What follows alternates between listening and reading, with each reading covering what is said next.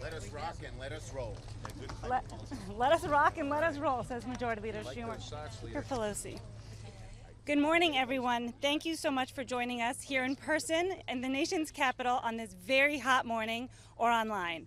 My name is Tiernan Sittenfeld, and I'm the Senior Vice President for Government Affairs at the League of Conservation Voters. Of course, I personally have a lot to say about the climate crisis, but I'm going to keep it extremely brief because we have a truly incredible lineup of climate champions here today, including the Speaker of the House, Nancy Pelosi, and the Senate Majority Leader, Chuck Schumer, both of whom are tireless leaders for climate action, whose presence here this morning makes clear once again that failure is not an option. The chair of the Select Committee on the Climate Crisis, which put out a seminal blueprint for climate action last summer, Kathy Castor, longtime member of the House and now Senator Ben Ray Lujan, who is fighting hard to maximize clean energy, an invaluable member of the House Energy and Commerce Committee and a leader on coastal resiliency, Congresswoman Lisa Blunt Rochester, the newest member of the House who worked on environmental issues in the Obama administration, Congresswoman Melanie Stansberry is going to be joining us, I believe, an incredible partner at NWF, an environmental justice leader, and Climate Power board member, Mustafa Santiago Ali. And then bringing it home will be Congressman Mike Levin, who spent his career fighting for clean energy and climate action before leading on these issues in Congress. As our nation is rocked by devastating heat, fires, drought, storms, floods, long-standing environmental and racial injustice, and economic inequality, it has never been more important or more urgent that we act on the climate crisis at the scale that science and justice require. Fortunately, President Biden and Vice President Harris and their incredible administration have put forward plans to do just that through Build Back Better and the American Jobs Plan. LCV, Climate Power, the Climate Action Campaign, environmental justice and labor leaders, the private sector, elected officials at all levels of government, and people in every state and every district across this country are all in. We are running unprecedented campaigns to transition our country to 100% clean energy once and for all. Now, I know all of the speakers and everyone here is absolutely determined to make once-in-a-generation transformational progress on climate, environmental justice, clean energy, and good-paying, family-sustaining jobs. Now, I'm pleased to turn it to our speakers, and then we'll be happy to take your questions. And I'm delighted to turn it to the most pro-environment speaker we've ever had by far, Speaker Pelosi. Thank you. Thank you very much for your very kind words. More importantly, for the great leadership of the League of Conservation Voters. Tiernan has been there every step of the way, whether it's as an intellectual resource, with a message, as a mobilizer in every way. Thank you, Tiernan Sittenfeld, for your great leadership. And to Mustafa Santiago Ali, welcome. Welcome to the Capitol. Okay, so we have a number of speakers. We have a message we want to convey, and that is that it is an imperative that we get this job done, and we fully intend to do it for the children, for the planet, for the future. I'm so proud of the work of the House Democrats, that we were able, under Kathy Castor's leadership, to put forth a plan of action that is nothing like it has ever been seen. On that same committee is Mike Levin. I've seen him advocate to save the planet in his district, most recently last Sunday in Washington, and at the COP25 in Spain. Globally, locally, in every way, he has been a tremendous resource in this regard. Of course, Lisa Blunt Rochester brings her special stamp to this in terms of what this means in terms of health care as well as for jobs. And we have our newest member, Melanie Stansberry. Here she is. The constant reinvigoration of the effort to get this done. We're all honored to be here, of course, with Ben Ray Lujan, our former colleague, who did this work in New Mexico even before he came to Congress, and in the House, and now a leader in the Senate. And of course, this is a major, major priority for the Democratic leader of the Senate. It's an honor to welcome him back, always, to the House side, where he learned so much about all of this. He's not denying it. Much from the Speaker herself, young No. Congresswoman. He and I would both agree that we have a great leader in the White House. Joe Biden was one of the first people to ever introduce any climate legislation decades ago.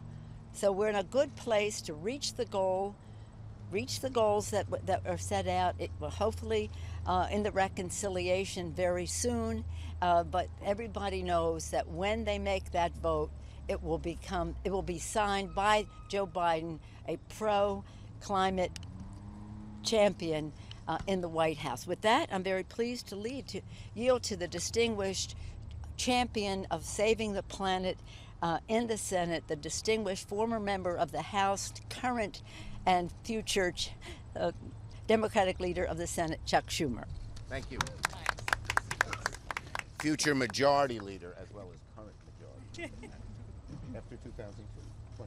No, I said leader. Yeah. Oh, majority. Okay.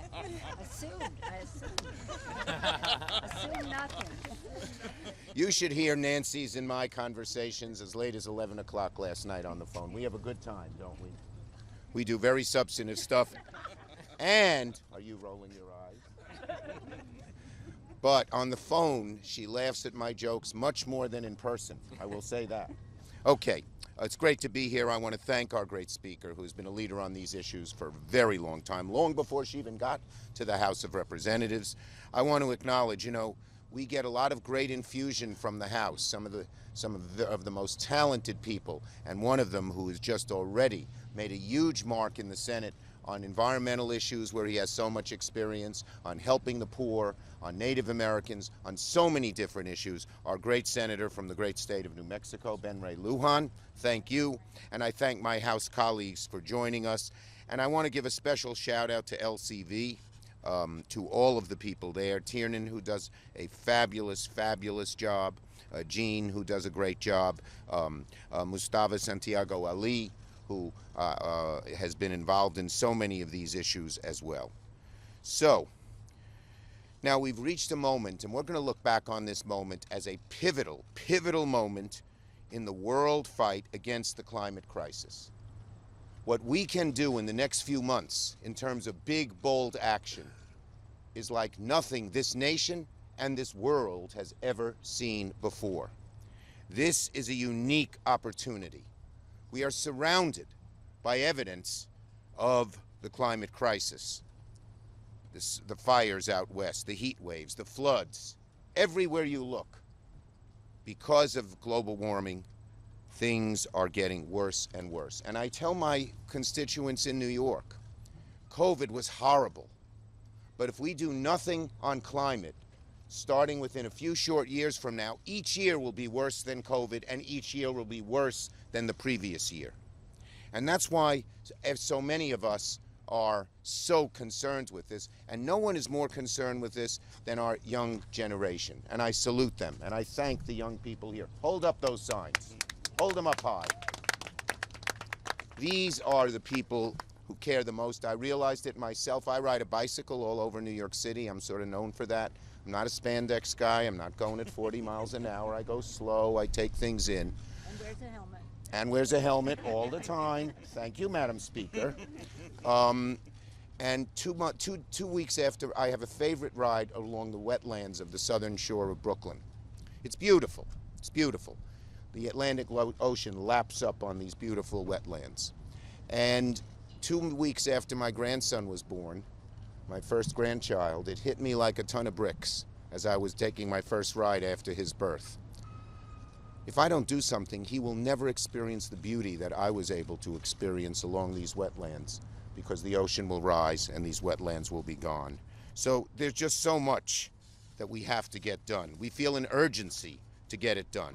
We know that we can't let this moment pass us by. It's our time to act. And as Majority Leader, I have made it clear I will not pass an infrastructure package that does not reduce carbon pollution at a scale commensurate with the urgency of the climate crisis we face. Plain and simple, and that's what Democrats intend to do. We're united in taking on the climate crisis as we move forward with a bold infrastructure plan, the Jobs and Family Plan. And through the bipartisan infrastructure bill and the budget reconciliation bill, The Senate will make our largest investments to tackle the climate crisis and environmental justice ever in our nation's history. We're going to act in a bold and comprehensive way to reduce emissions, make our infrastructure resilient, create the green jobs of the future. The three legs of the stool that Joe Biden has so brilliantly put together in his plan include climate, economic justice for communities, particularly communities of color that have been left out, and jobs, good paying jobs. And in so many instances, like in the Clean Cars for America proposal, which I was proud to author and President Biden put into his plan, we have union support. We even have some industry support. It's spreading. Everyone knows the crisis. It's only the people with their head in the sand, or some of our Republican colleagues who are in the palm of the oil, gas, and coal industry who don't realize it or who don't want to realize it. But the rest of the world and the rest of the country does. And so we're going to work to reestablish the U.S. as the global leader in the fight against climate crisis, put our nation on a path to meet our president's bold commitment to reduce emissions by 50% in 2030, while remembering jobs and justice, economic justice as well. We're working on these solutions. One of the things I was able already to use my power as Majority Leader to do was ensure that a robust civilian climate corps will be included in the reconciliation package. I'm going to continue to fight to get the biggest CCC possible.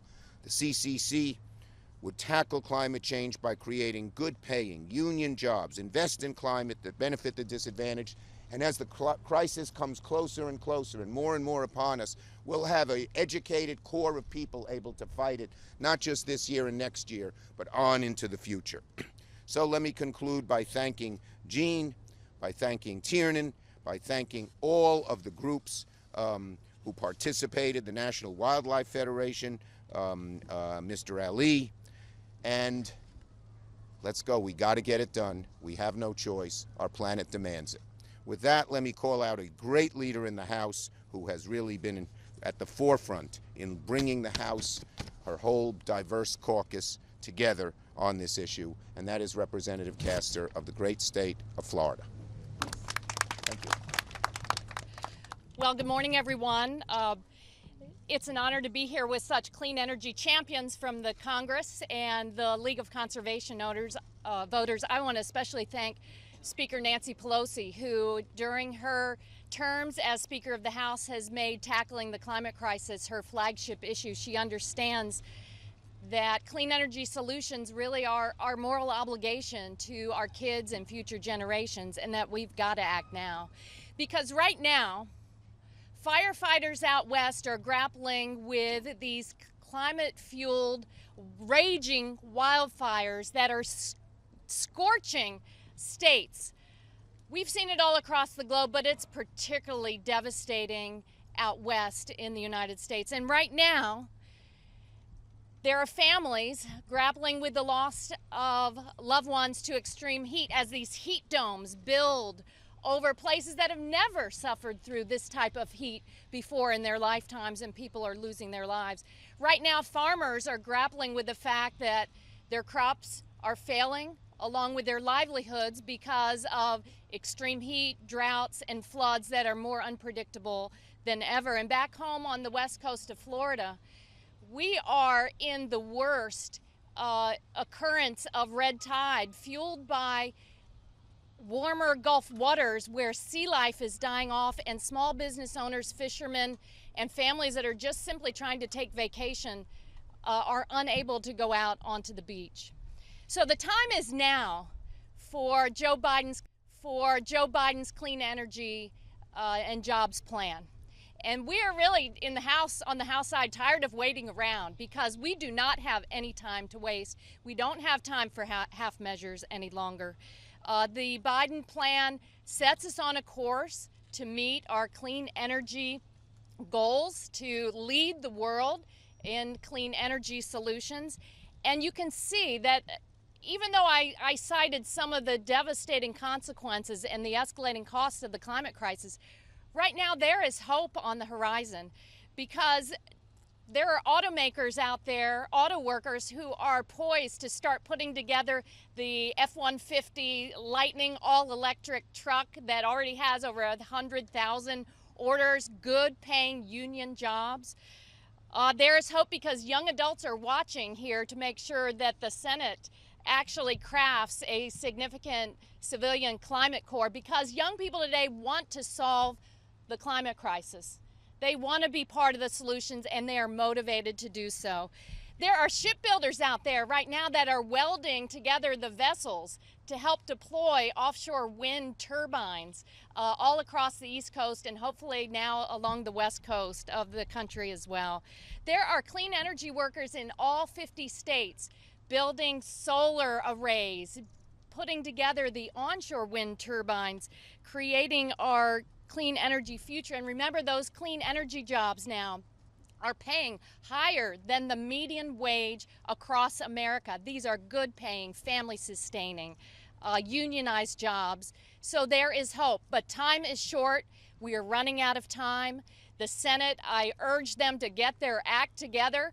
I know that the one of the people over there among the clean energy champions is my former colleague and very good friend, Senator Ben Ray Lujan, who is in the arena every single day fighting for clean energy and good paying, family sustaining jobs to solve the climate crisis. Ben Ray? Well, I want to thank Chair Castor. Kathy, thank you so much, Representative, for the work you are doing leading the Climate Crisis Committee. Speaker Pelosi, who is relentless and reminds us that we must meet this moment. She's continued to bring us together to encourage and inspire the country with her advocacy from when she was first elected to the U.S. House of Representatives to now serving as our Speaker.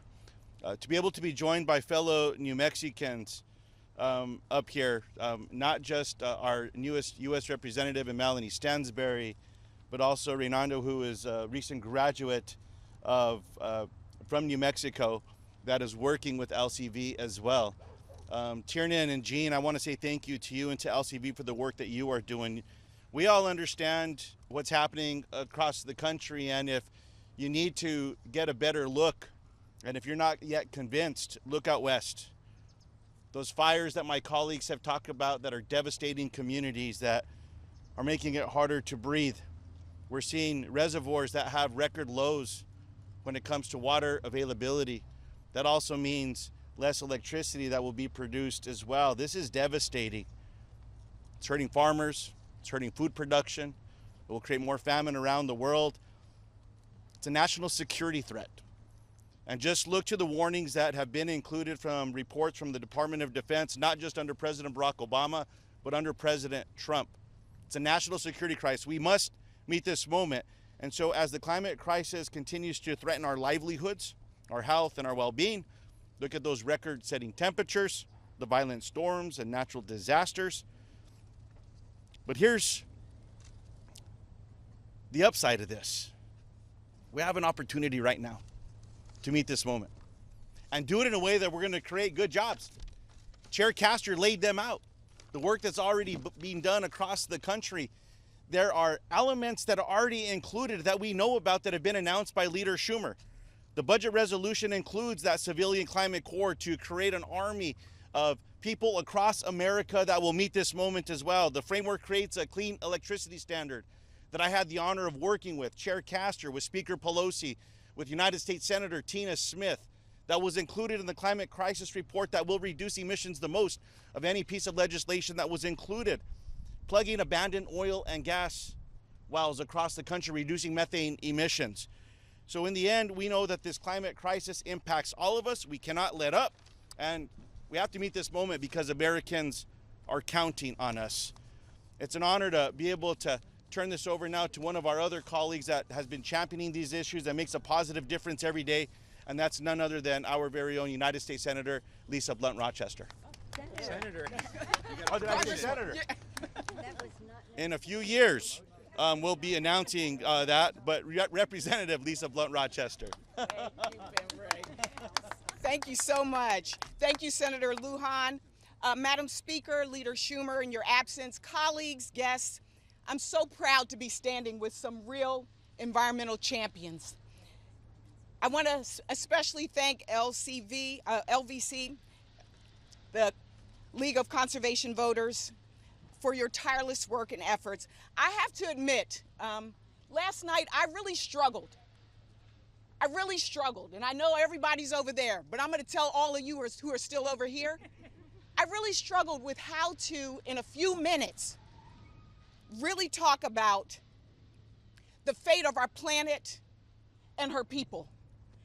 I went to sleep, I woke up, and I prayed, and then I typically will just pull a book off of a shelf of quotations. Today's book that I pulled with my eyes closed was Martin Luther King. And I opened up to page 8, and there's a quote that says, "All men are caught in an inescapable network of mutuality." The bottom line is we're all in this together. We are connected to each other. We are connected to this planet.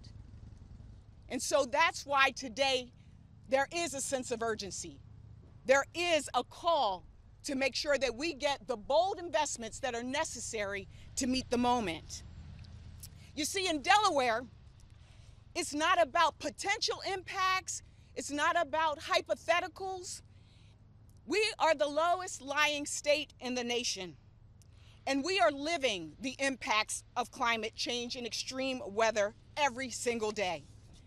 When our president or I travel our state, we see environmental justice communities where when it rains, it floods. We see farmers who don't know how to predict the weather, so therefore they don't know how to predict the crops. We see our beaches erode every single day. We also see young people, like my niece, 17-year-old Hannah, who are scared to death of what the future holds and if there will even be a future. But while our plight is one of global proportions, so too are the opportunities for transformation. As the former Secretary of Labor of Delaware, a current member of the Energy and Commerce Committee, and the co-founder and chair of the bipartisan Congressional Future Work Caucus, I know that for decades, we've been given a false choice that it's jobs or the climate. But as my colleagues have already stated, it's both. We can't build a world-class infrastructure if we don't have good-paying jobs that lead to clean energy. It is the intersection of saving the planet and those who inhabit it, protecting our health, creating good-paying jobs, improving our quality of life, and ensuring equity, and justice for all. We must be bold, we must be brave, and our investment must be big enough to meet the challenge of our generation and the generations to come. We can do this. Can we do this? Yes, we can. We can do this. So let's do it. I am now pleased to introduce one of our newest members, the gentlewoman from New Mexico, the land of enchantment, Representative Melanie Stansberg.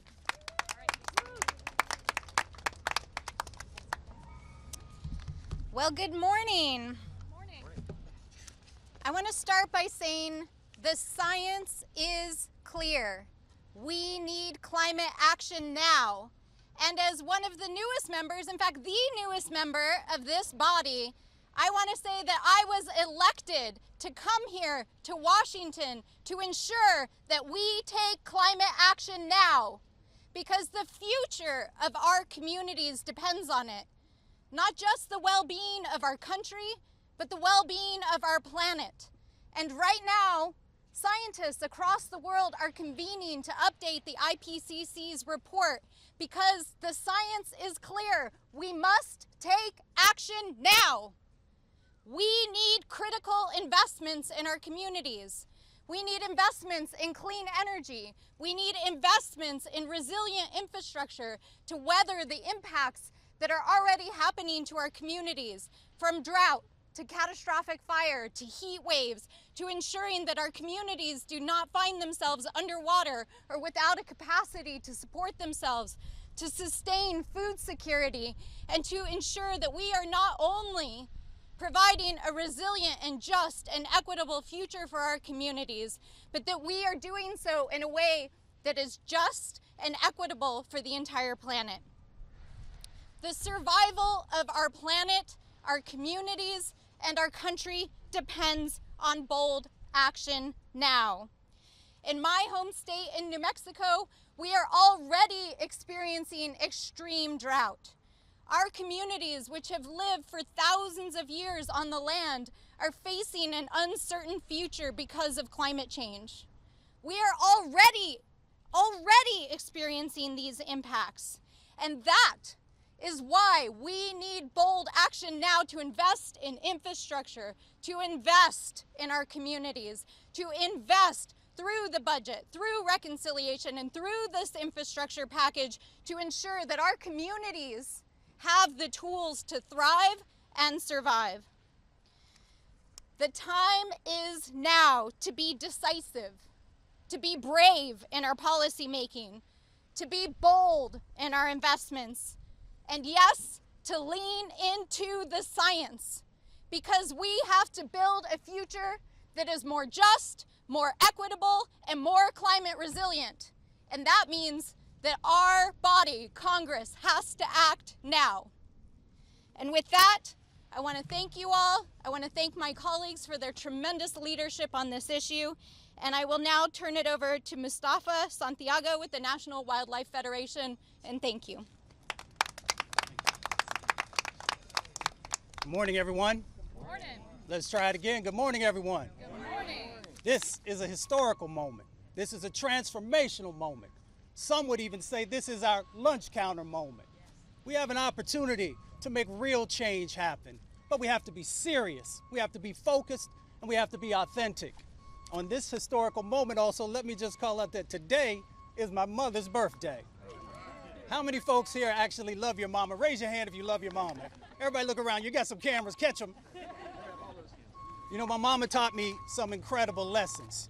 She raised a family in Appalachia and in Michigan of union workers. So we understand the value that exists inside of that space of making sure that folks have jobs that can be transformational, jobs that can actually make a real change happen inside of communities across our country. And we also understand that there is the Build Back Better program that the president has put in front of us. And we understand inside of that is the clean economy.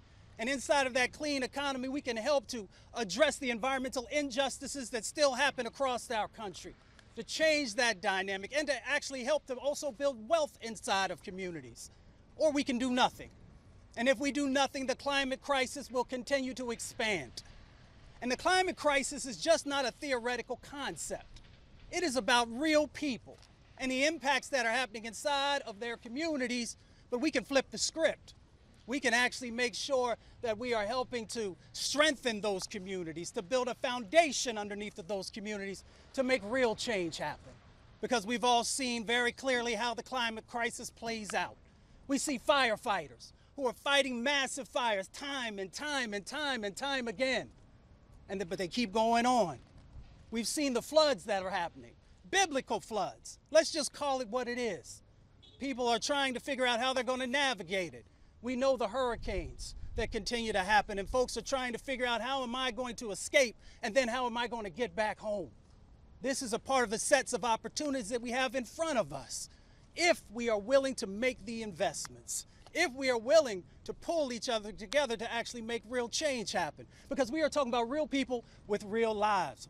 We're talking about places like Port Arthur, Texas, and the Manchester community in Houston, Texas, hardworking folks who will continue to be impacted from the pollution that is warming up our oceans and warming up our planet and driving many of the climate emergencies that we find ourselves dealing with. How do we fix this is the question that far too many people still ask. The president has laid out a framework for us, but there are some things that we can do to make sure that are on his desk at this moment to make real change happen. We know that we've got to make real investments. So the climate energy tax credits are so incredibly important. $500 billion to make sure that we are supporting the infrastructure underneath of solar and wind and electric vehicles and charging stations, and to make sure that there is equity in that process. where no one is left behind and everyone has the opportunity to benefit from that. We know that we need to have a clean electricity standard. We need that commitment that by 2035, we will have 100% clean electricity. Those in vulnerable communities will appreciate that, because over 100,000 people die prematurely every year in our country from air pollution, and we know where many of those drivers are coming from. If we can get to clean electricity, 100%, we can change that dynamic. The brothers and sisters in Detroit on the southwest side, when they look out and they see those refineries, understand the changes that have to happen. And not only that they have to happen, but they will happen if we are willing to come together to make real change happen. I will leave you with the words that I was raised on by Dr. Martin Luther King Jr., but before I do that, there's one element that we have not talked about today, and that is the For the People Act. We have got to pass the For the People Act. We have to make sure that both on the local, the county, the state, and the federal level that people's votes are protected so that we can continue to push to make sure that the right policies are in place and to make sure that also the investments are going to the spaces and places who have often been unseen and unheard. We can do that today. We've got to make sure the Justice 40 initiative, that those benefits and resources are making it to those communities who have been on the front lines working. We can do that today. Folks talked about the Climate Corps and how we can strengthen our natural infrastructure and how we can make sure that we are mitigating many of the impacts that we see in front of us. Dr. King said that we come to these shores in different ships, but we're all in the same boat now. I want you to think about that. We are in this boat together, but we have a North Star. The North Star is our new economy that is driven by justice. I'll share this with you as I close. I was taught as a young boy that we have power unless we give it away. Embrace your power. Hold people accountable. Get engaged in the process, and I guarantee you that we can make change happen. I'm Dr. Mustafa Santiago Ali. Thank y'all for a couple of minutes of your time. All right. Good job. Good job. Good job. Hi, everybody. I'm Mike Levin from Southern California. Mustafa is a hard act to follow, I've got to say. But by the way, you should notice that the House members stuck around. I don't know where Ben Ray and Senator, hopefully they went to negotiate a deal. But I told Senator Lujan, who we miss very dearly, that we are ready to stay as long as it takes if the Senate sends us a deal. And we miss him very much in the House. We miss him on the Select Committee. I want to thank LCV, Tiernan and Jean and everybody that's involved. You've just been amazing to work with. We're so honored to continue our work together. I want to thank Chair Castor for just her exceptional leadership on the Select Committee for the climate crisis. And I want to thank my colleagues, Lisa and Melanie, for the amazing work that they do. And I'm so hopeful that Speaker Pelosi, Leader Schumer, and others are going to come together in the coming days and weeks, and that we're going to be able to get a big bill that we can all be proud of across the finish line. I really want to focus for just a second on Southern California, because that's where I represent, in San Diego and Orange counties. We're seeing unprecedented impacts of the climate crisis. Rising sea levels, increasing storm surge that are causing our coastal bluffs in my district to erode more than ever before, threatening lives, threatening property, threatening critical infrastructure like the Los Angeles-San Diego rail corridor, one of the busiest in the United States. That rail service alone supports billions of dollars in economic activity as well as critical military operations throughout our region. So climate change is happening right now. It's not theoretical for us in Southern California. We see it, we feel it, our economy is suffering because of it. And lives and livelihoods are at stake. So we have a responsibility to take bold action now, as has been said. And we have to be clear about what we're proposing. Sometimes I hear about the costs of action, but folks, these are investments. These are investments. Let's talk for a second about the cost of doing nothing. The cost of doing nothing far exceeds the cost of the actions we propose. I have a friend, Marshall Burke, who's an economist at Stanford University, who has concluded that if we keep the status quo, it will cost our domestic economy $25 trillion in the coming decades. So we have a choice. We have a choice. We invest in climate action today, or we pay for the consequences tomorrow. Remind your friends of that the next time they claim that all of this is going to cost too much money. Remind them that doing nothing costs more.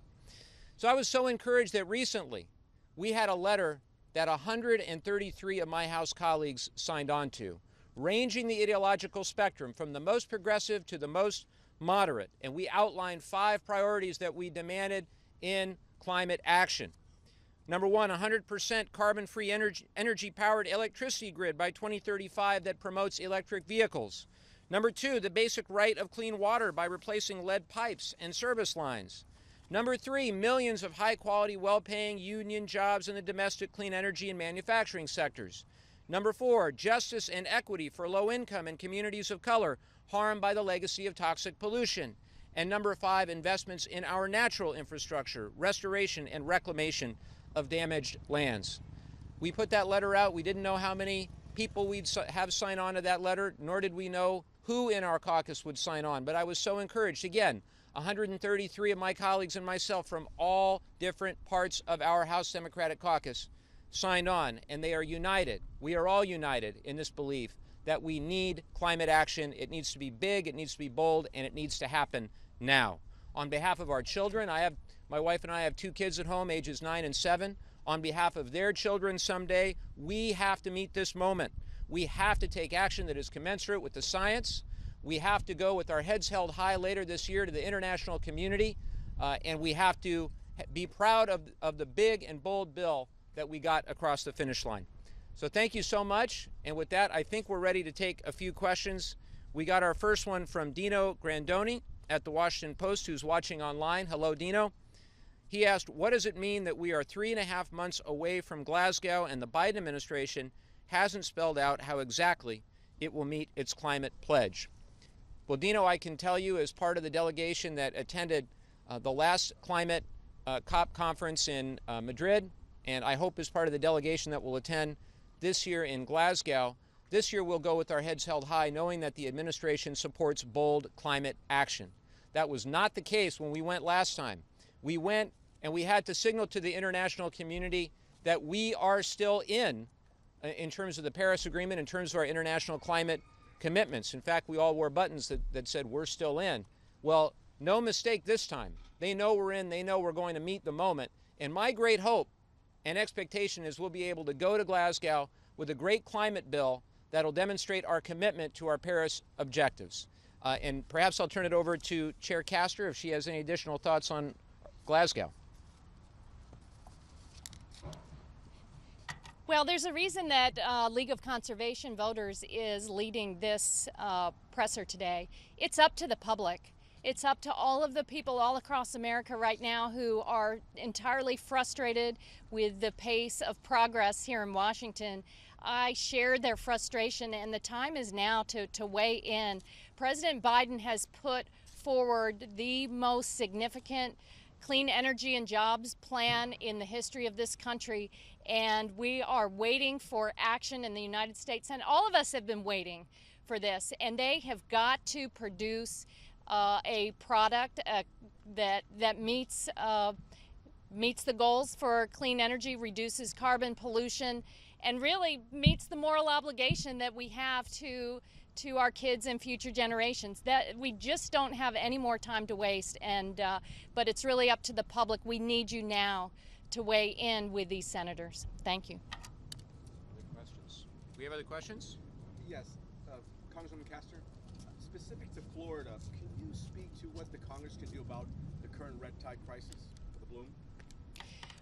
Well, in the context of clean energy here, you know, the Gulf of Mexico waters are very warm. We see it now with the most active hurricane season last year. You see it in rising costs on everyday families. They're paying more for flood insurance, property insurance, all that. So when it comes to climate, it is reducing carbon pollution. And Florida, unfortunately, it's called the Sunshine State, but we generate a very small percentage from solar power.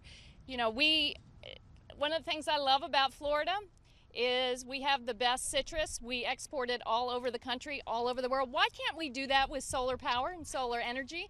That doesn't make sense whatsoever. We've got to make sure we are moving to the clean energy future, empowering workers, providing them those career paths in clean energy, and doing it, like my colleagues have said, with an eye towards equity so that everyone benefits.